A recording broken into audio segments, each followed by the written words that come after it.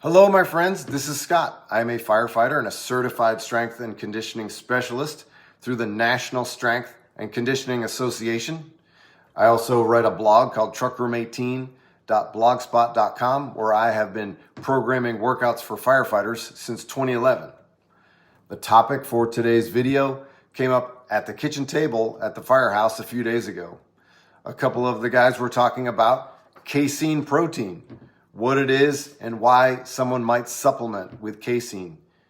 That conversation sparked my interest and made me want to take a closer look at whey protein versus casein protein, what they are, and the differences between them. First of all, casein and whey are both derived from milk. If you drink a glass of whole milk, you're getting both casein and whey protein. It breaks down to about 80% casein and 20% whey. Milk has about 1 gram of protein per ounce. So if you drink 20 ounces of milk, you're getting about 16 grams of casein and 4 grams of whey. Both casein and whey are complete proteins, meaning they both contain all 9 of the essential amino acids. But there are a couple of differences between the two proteins that are worth mentioning. Whey protein has more leucine, which is one of the essential amino acids, than casein does. This is important because leucine is the switch that turns on muscle protein synthesis. There has been research showing that it takes about 2.5 grams of leucine to most efficiently activate protein synthesis.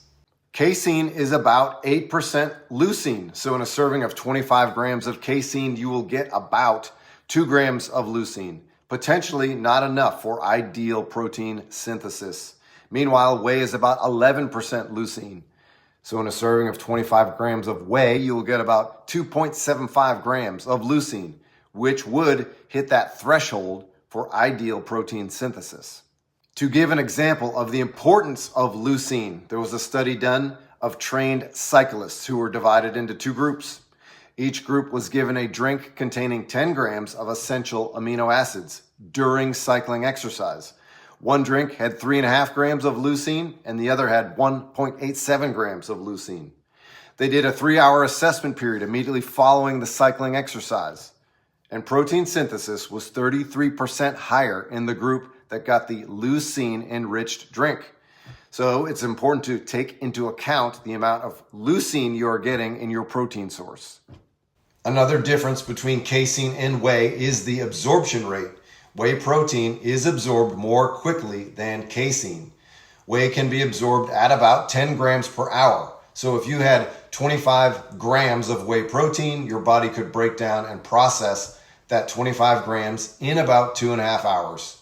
After consuming whey protein, your peak levels of amino acids in the blood occur within about 90 minutes. So whey protein is definitely a popular option during the daytime, whether that is before, during, or post-workout. Whey is one of the fastest absorbing proteins available. On the other end is casein.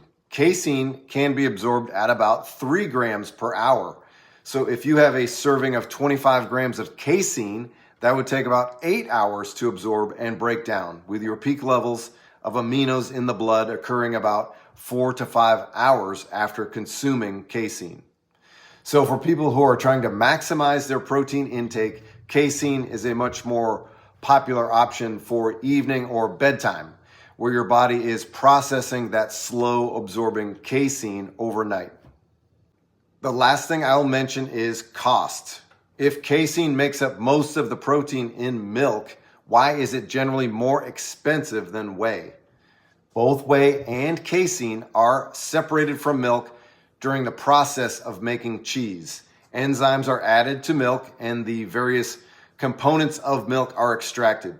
Separated whey is a liquid and separated casein becomes a solid. Taking the whey protein liquid and turning that into a powder is a cheaper and easier process than taking the solidified casein and turning that into a powder. The price is about the cost of making the product. The cost is not about casein necessarily being a better source of protein. I'm definitely not a dairy farmer or a protein manufacturer, but that is my understanding of the somewhat higher price of casing. That is all I have this week, people. Please consider subscribing to the channel. I would really appreciate it. Thanks for tuning in, and I'll see you next week.